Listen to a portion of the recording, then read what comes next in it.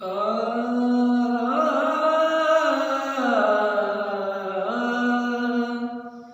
कुठे गेली माझी आई मला करमत नाही. येना ग आई मला झोप येत नाही.